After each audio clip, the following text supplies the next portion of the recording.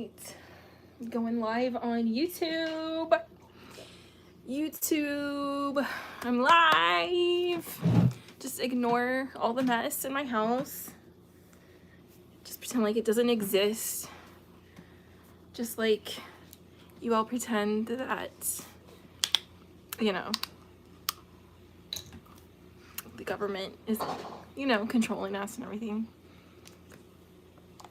I'm just kidding. So yeah, I'm going live. We are going to just play some music while everybody drops by here, and we are going to get ourselves something to drink. Got some agua, and yeah, we're just gonna chill out and wait for some people to hop on here. Candy. Let's see, we're going to play. Which one do we want to play? What? You can have one piece. It's the last one.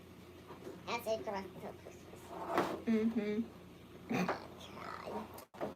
Let's see.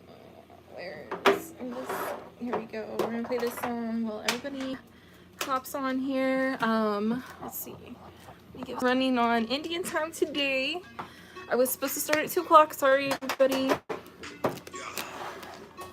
Let's go. Y'all know me, still same old me. Never been low key, hated on by most people with no cheese, no bread and no steez, no reds and no cheese, no more stories about cheese.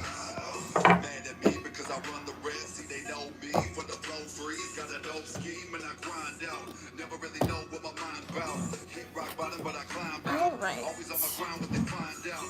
War hoop if you war ready. Young cheap, I was born ready. Feathers up if the war deadly. The time is now, we so ready. I've been on a mission, I've been in the trenches, I'm in it to win it. No lagging. Push to the limits, I grind to the finish. I've been up, I've been it. No can't survive. So, alright, we're just gonna wait a few minutes, see if somebody's gonna hop on here.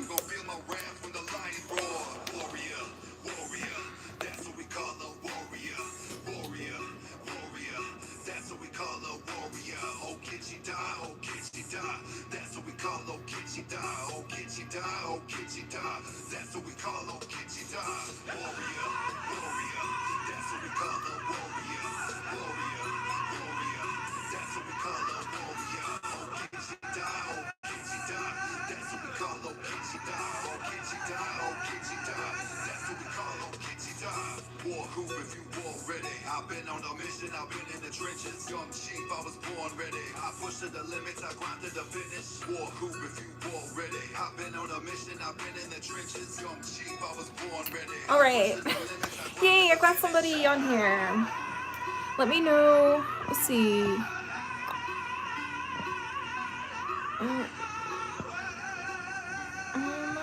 I don't know if I can see the chat or not. I haven't done this for a while. Okay, well anyways, if you hear, if you can see me and hear me, just say hi in the chat. Yeah. Let's see.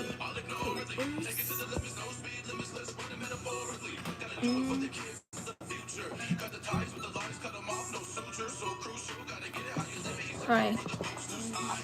Let's see. I can ask a question.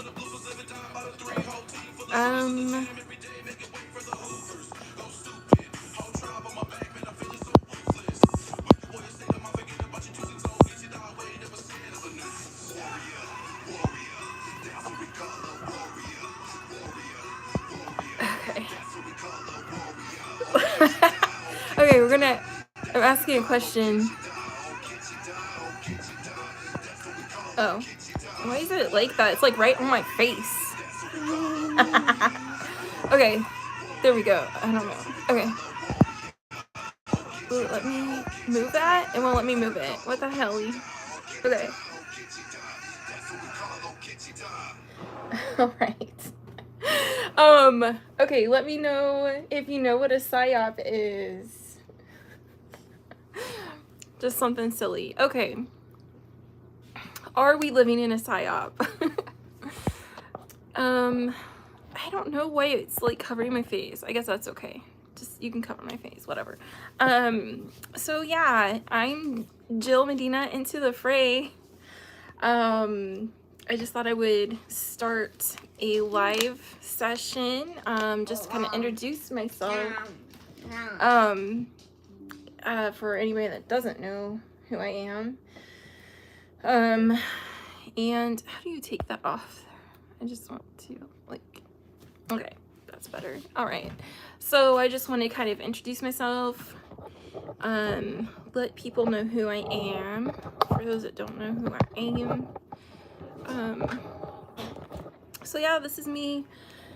I wanted to share some of my poetry on here, and just kind of give a little backstory. So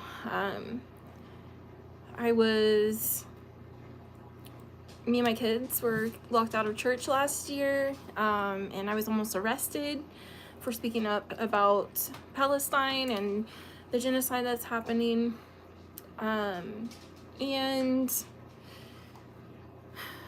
I've been doing a lot of growing in the past year and a half, kind of figuring out what my purpose is, and growing. So I've been writing about my experiences and writing poetry and publishing everything on Substack. So you guys can find me at jillmedina.substack.com. I'm a single mom of 5 kids, 5 wonderful kids. I have finished my first full year of obtaining my Bachelor's of Science in Psychology to become a trauma-informed therapist. I eventually intend to pursue my master's to become a trauma-informed therapist to help out people. I just recently had to get a new job. I'm starting that tomorrow. I'm going to be working in the psychology field, so wish me luck on that. And yeah, I've just been trying to spread the truth ever since I woke up, which was back in like late 2008, early 2009. And that's kind of when I started this channel, back in 2009.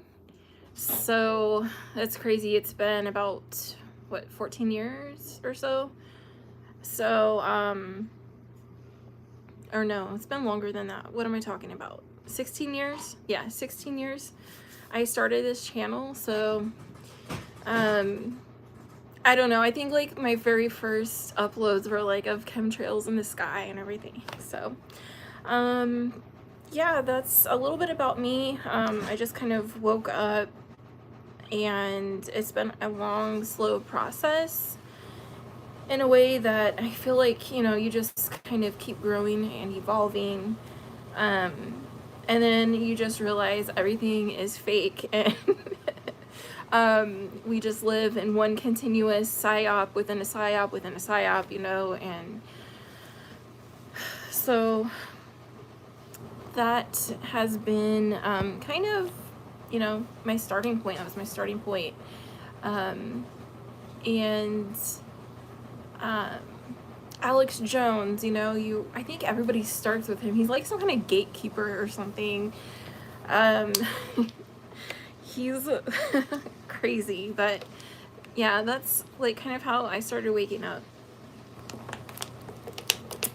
Just one day I was just like, you know what, something's not right in the world, and I was like, I'm gonna start researching these things.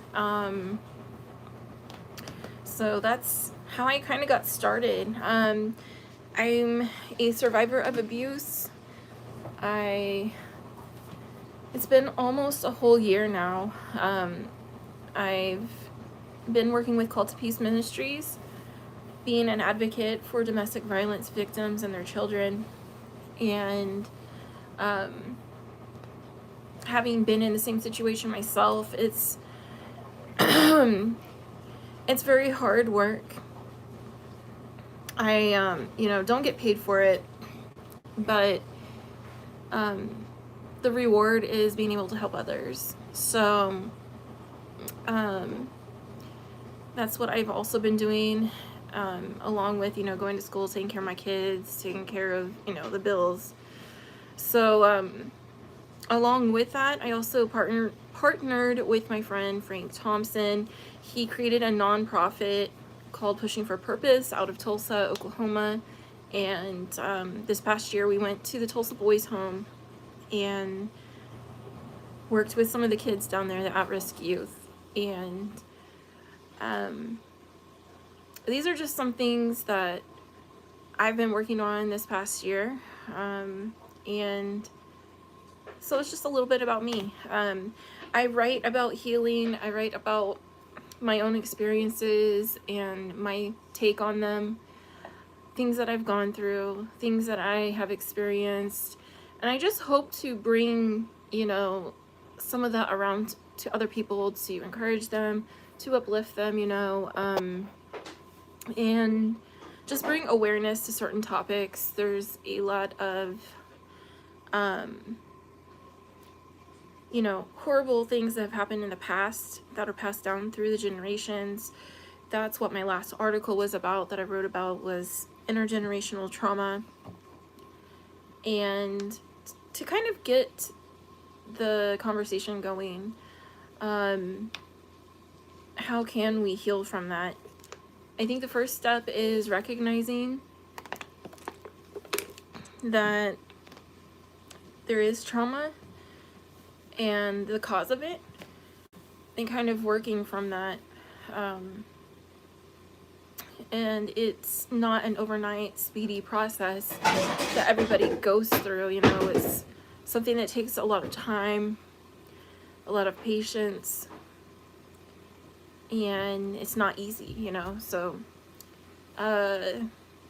that's the thing that I've most recently written about. I have 2 poems that are coming out on Substack on Friday, on my birthday, the 19th. Once again, you can go to jillmedina.substack.com. You can subscribe and get my articles, my essays, and poetry sent directly to you. And that way you don't miss out on anything. So my birthday happens to be December 19th, and back in 2017 I started writing a poem about one of my birthdays, and the abuse that I endured that time from my grandfather. He was an alcoholic. I grew up around that. Very abusive.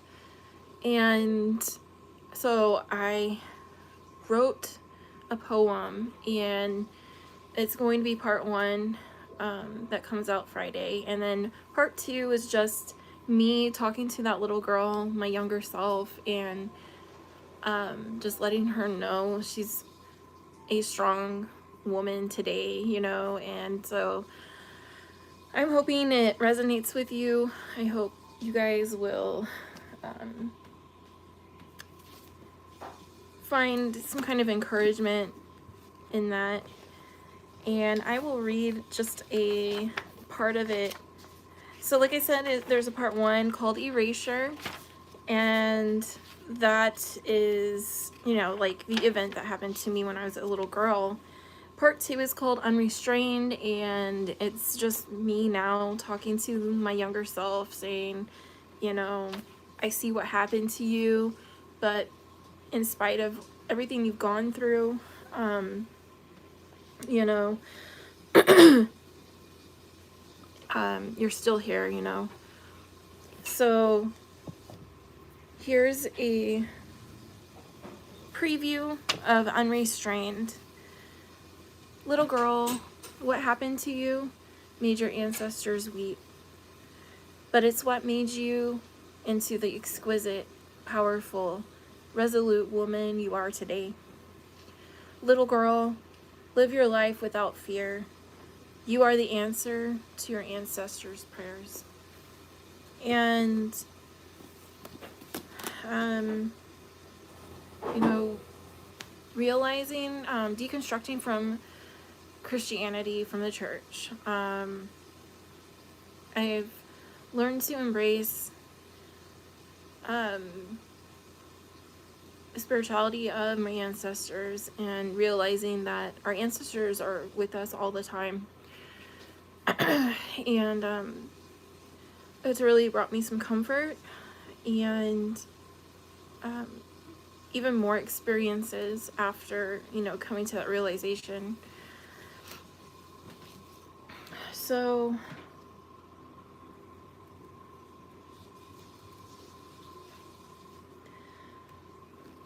on Thanksgiving Day, sorry, my hands are dry. On Thanksgiving Day, I published Guard the Sacred, and it's a little bit about my journey this past year. And so I'm going to read it to you. There is a trigger warning in here for anybody that is a survivor of abuse. I do talk a little bit about what happened to my ancestors during the Indian removals of the 1830s. And so it is a little bit painful for anybody who has gone through these things. I just want you guys to know that, be aware of that. Sorry, my house is such a mess. I haven't had time to clean anything. So this is called Guard the Sacred. You can find it at jillmedina.substack.com, where ancestral memory meets modern advocacy, holding the sorrow, honoring the strength, and guarding what is sacred. Traditional tattoos. I was given a traditional chin tattoo and a throat tattoo in September 2025 by my tattoo artist, Stenjadi. Shout out to Stenjadi. He's just been amazing doing my tattoo work, and my chin, you know, all this. He did all this for me, so shout out to Sten. This was ceremony for me. I fasted, prayed, and smudged for these tattoos. After receiving my chin tattoo, I looked in the mirror and almost started crying. There was something sacred about it. It was almost as if I could sense my ancestors' happiness. Sten also gave me my traditional finger lines in January of 2025. These tattoos aren't decoration or art in the everyday sense. These are a bridge between the past, present, and future. Our people treated tattooing as ceremony. After having several experiences, I know they hold spiritual meaning and are very important. They hold a lot of symbolic meaning and have made me feel closer to my ancestors. In all I do, I wish to honor my ancestors and their struggles. And so I do have a video posted of my trip to Tulsa when he tattooed me. So you guys can check that out if you want. In August of 2024, after having been locked out of church and nearly arrested in front of my children, I had a dream of the stomp dance. I heard Creator tell me this was the right way of worshiping, and that this is a way of life we all must come back to, the old ways. After receiving my last tattoos in September 2025, almost a month later on October 15th, I fell asleep after a long day at work. I'm not sure if it was just a dream.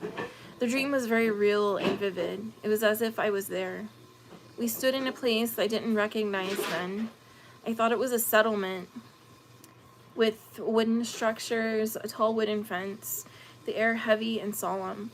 The sky was overcast with a somber atmosphere. In front of me was my Elise, my grandmother. She was an older woman, dark hair with threads of shimmery gray, wearing a white long-sleeve shirt and a brown floor-length skirt. She had the kindest brown eyes with laugh lines on the edges. There were people walking around and children running and playing. She started naming off the names of several places. The only one that I could remember was Ocoee. She repeated that word, Ocoee, Ocoee, with a sense of importance. I said, Ocoee? My Elise nodded and repeated it to me once more. Then I woke up. I felt my Elise's presence near me all that night and through the next day. I looked up the word and found that it was part of the Cherokee's original land before colonization. Ocoee is also a passion flower known as Okoi or Ugawa.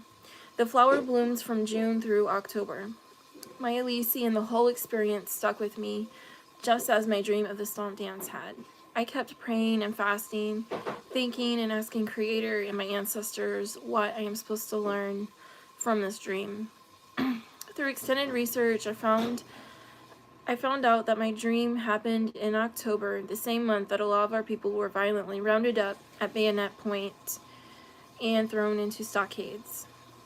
I found out about the stockades through more research, and when the first Google image popped up, my heart stopped and my breath left me. It was the place from my dream. It's as if my body knew before my mind understood. Tears immediately spilled from my eyes, and a sick feeling in the pit of my stomach formed. I couldn't explain it, and it took me a while to recover from the shock. Reflecting on my dream, I realized how deeply the past lives within me, in my bones, my blood, my DNA. They're all woven into my being and makes me who I am. Without my ancestors, I wouldn't be here and carrying out the work and healing that I've been called to do. Yesterday, I was reminded of something John Trudell once said. All human beings are descendants of tribal people who are spiritually alive, intimately in love with the natural world, children of Mother Earth. When we were tribal people, we knew who we knew where we were, and we knew our purpose. This sacred perception of reality remains alive and well in our genetic memory. We carry it inside of us, usually in a dusty box in the mind's attic, but it's accessible. Most Cherokees had no intention of going west, but in the spring of 1838, the U.S. soldiers began rounding up the people and put them in stockades, and from there they were marched to Indian Territory. I know that there is something more to these stockades because every time I think about them, tears well up in my eyes, and I get that sick feeling in my stomach. There is more to the Indian removals than the little they teach us in schools. We need to talk about it, bring the truth out to honor our ancestors, and lay to rest the shame and guilt they carried. Sexual violence against Indigenous women during the removals is real, documented, and rarely discussed. It's something that is still an ongoing problem today for all our Indigenous communities.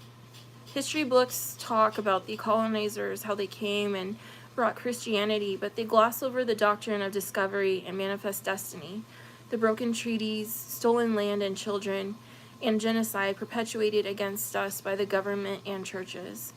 They rarely speak of what happened to our women and children, the assaults, the coercion, the ways soldiers use fear, alcohol, and force against our grandmothers. I feel it's necessary to bring this truth out into the open. So, once again, I will say, trigger warning, this is an account of one of the incidences that was documented. One 19th century witness wrote about soldiers surrounding Cherokee women, using fear and pressure, forcing them to drink alcohol, dragging them away, leaving them isolated from their own families afterward. The poor Cherokees are not only exposed to temporal evils, but also to every species of moral desolation. The other day, a gentleman informed me that he saw 6 soldiers about 2 Cherokee women. The women stood by a tree, and the soldiers, with a bottle of liquor, were endeavoring to entice them to drink, though the women, as yet, were resisting them. He made this known to the commanding officer, but we presume no notice was taken of it, as it was reported that those soldiers had those women with them the whole night afterwards. A young married woman, a member of the Methodist Society, was at the camp with her friends, though her husband was not there at the time. And the soldiers, it is said, dragged her about, and at length, either through fear or otherwise, induced her to drink, and then seduced her away, so that she is now an outcast, even among her own relatives. How many of the poor captive women are thus debauched through terror and seduction that eye never sleeps alone can determine. And that was from missionary Daniel Butrick. As a survivor of sexual, spiritual, emotional, and physical abuse, I recognize the silence between the lines of these accounts. The coerced drinking, terror, the isolation afterwards. These are not just historical events, they are patterns. echoes, and I felt them in my body long before I found the documents. When I cried looking at the stockade photos, I realized I wasn't only grieving the past. I was feeling the strength of the women who endured this and still loved, prayed, mothered, survived, resisted, saying, "That is my inheritance." That's what my Elise was showing me. Crossland Field Smith wrote about the importance of women in his book, Original Teachings Designed to Stand as One, Early Kituwa Teachings and Traditions. The women were to be honored, protected, adhered to, and listened to, the highest stature of all. Somewhere down the line, this was eroded and not preserved. He goes on to say, women are to be highly regarded in our culture. It's not our way to mistreat or abuse women. Challenging the silence. Why didn't the missionaries, reverends, and churches stand up for what was happening to our people back in those days? That's because of the doctrine of discovery and manifest destiny. The government and churches worked hand in hand colonizing these lands. If the indigenous people wouldn't convert to Christianity, the government and churches believed God gave them the right to systematically take the lands by force, murder, rape, and pillage. We cannot remain silent about these topics. We must bring them to light and recognize that colonialism is still here and occurring. As Vine Deloria Jr. wrote, colonialism has still not vanished. It now shows itself as the American political crusade for a new world order. Without the initial Christian doctrines giving Europeans free rein over the rest of the world, much of the exploitation would not have occurred. And if the exploiters of old were not Christians, why did not the true Christians rise up in defiance of the derogation of their religious heritage and faith? We cannot heal what we do not name. In this part of Cherokee history, the violence done to our women has been kept quiet for far too long. This is a history they don't want us to know and speak out about. We will not be quiet any longer. Our ancestors protected us out of survival and pain, but now is the time we find our voices and speak up. My intention is to honor our ancestors, to say to them, we see you now and feel the suffering and pain you endured so we can be here today. We carry your strength and we choose healing for ourselves and for the coming generations. So that's the end of that. There is a worksheet for anybody that is looking to heal from intergenerational trauma and abuse.